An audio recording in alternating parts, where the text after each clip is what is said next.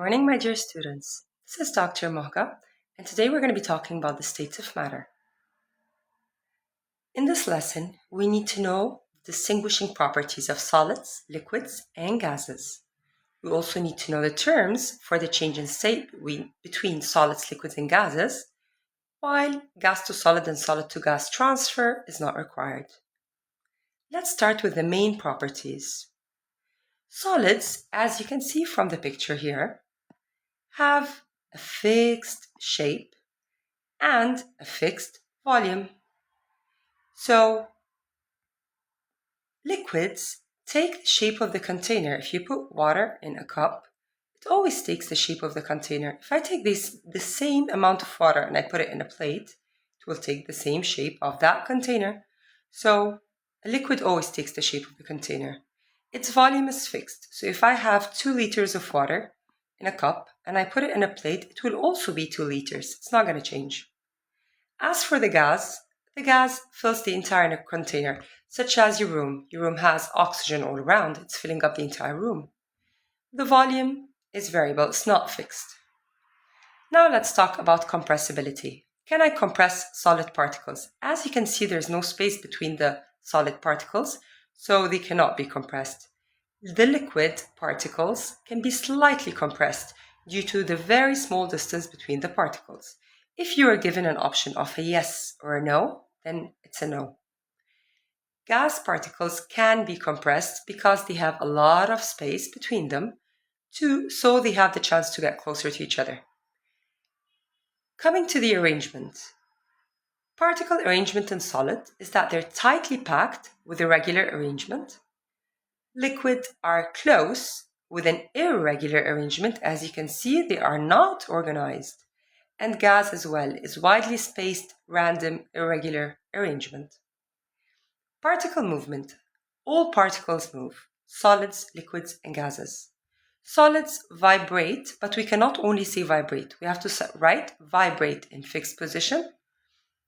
Liquid move past each other or slide past each other. And gas, they move freely in all directions. Coming to the density. We know that the solids take up a certain amount of volume, right? So they have a high density. Remember when we said that density is mass over volume? Now, which one of the solids, liquids, and gases takes up the highest volume, more space? The gas. So that's why, since the solid has the least volume, it has the highest density. And since gas has the highest volume, it will have the lowest density. As for diffusion, solids can barely move, they only vibrate in position, so they cannot diffuse. Liquid can diffuse slowly, and gas can diffuse the fastest. Let's look at this example. A sealed container is filled with a gas. The gas is then slowly cooled until it becomes a liquid and then a solid. So here we have a couple of things. It was gas to liquid and then liquid to solid. And for both those changes, we need to describe the changes that occur in the arrangement, movement, energy of particles. And we need to say how these changes affect the shape and volume and the ability to be compressed, and finally the forces between the particles. So let's start from gas to liquid first. Gas to liquid. Particles lose kinetic energy and move closer together. The arrangement becomes more ordered, but they are both irregular, like we said. The changes move from free motion to sliding past each other or past one another. And then, when the gas becomes a liquid, the volume becomes fixed, but the shape still depends on the container.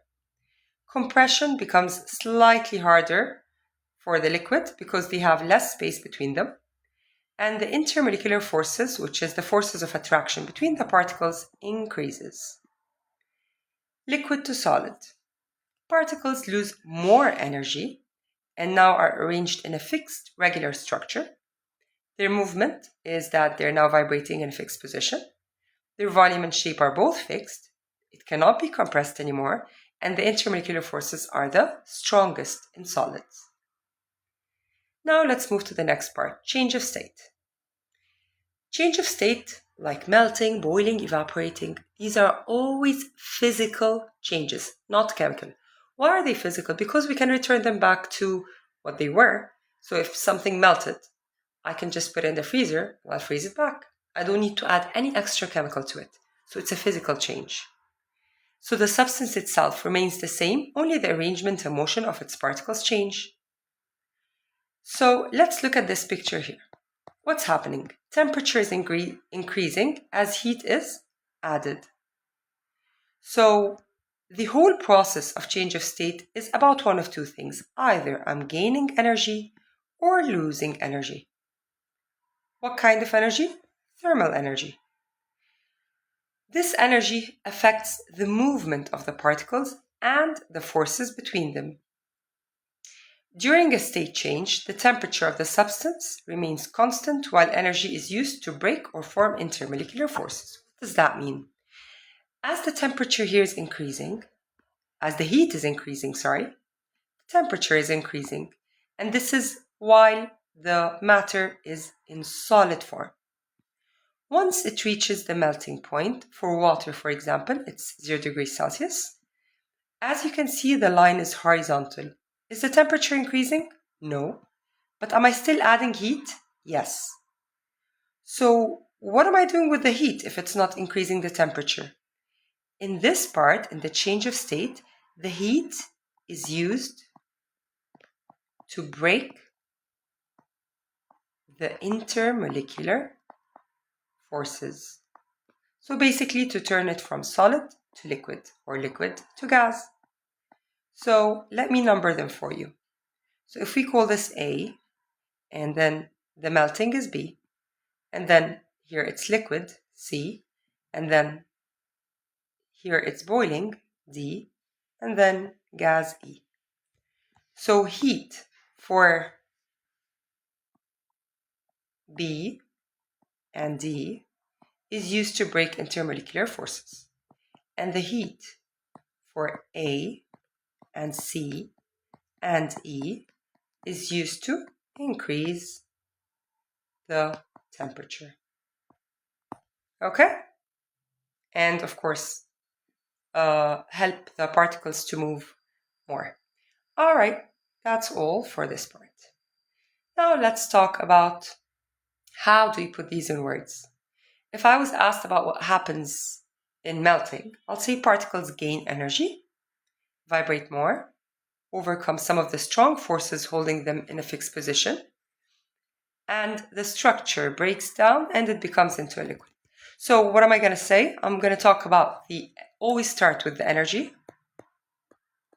and then the movement, and then the forces.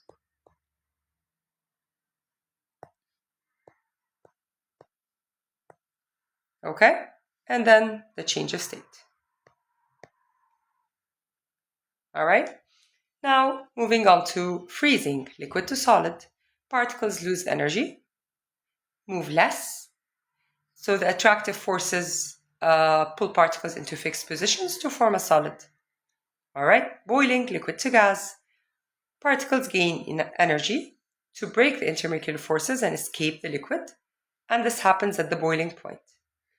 Evaporation. It's exactly like boiling, but it happens at the surface of the liquid, and it can happen at any temperature. Below the boiling point, could be above, could be at any temperature close to it. Condensation from gas to liquid. Particles lose energy and move closer together, forming a liquid. Energy transfer in changes of state. So what we understand is that melting, boiling, and evaporation require thermal energy input, which increases the kinetic energy of particles. Freezing and condensation release energy, which means they lose kinetic energy and move closer together. During the change itself, we said that the temperature remains constant, it does not change. Why?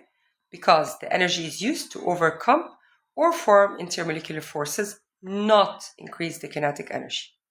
So just remember for the exam, melting and freezing happen at the same fixed temperature, which is melting or freezing point. Boiling and condensation happen at boiling and condensation point. Evaporation occurs at all temperatures, but only from the surface of a liquid, and changes of state are reversible, physical, and involve no change in chemical composition. Let's look at this example. A block of ice is heated at a constant rate. Its temperature rises from negative 10 degrees Celsius to 0 degrees Celsius, then remains constant for a few minutes, while the ice melts completely. After that, the temperature of the water rises steadily. Explain why temperature remains constant during melting even though heating continues. As we agreed that the heat is taken to break the strong intermolecular forces between the ice particles rather than increase the kinetic energy. Second example, the graph below shows how temperature of a substance changes with time as it's heated at a constant rate. Which sections is changing state? And explain why temperature does not change during these sections even though heating continues. Try it on your own, pause the video, and unpause to check the answer. So the flat parts, which is the flat sections, show the change of state. B to C is, one second, yes, B to C and D to E, actually, change of state is here, not B to C, it's from A to B. And here, this is where I'm changing state. And explain why temperature does not change during these sections even though heating continues, because the heat is required to break intermolecular forces. Okay? All right. Here's another example. What do the parts AB, BD, CD, DE represent? So, and what's the melting point and what's the boiling point? Obviously, that AB is the rise in temperature. So this is probably a solid, liquid, gas. And here is where melting happens and boiling. And he's asking about the melting point. This is my melting point, T1. And this is my boiling point, T3.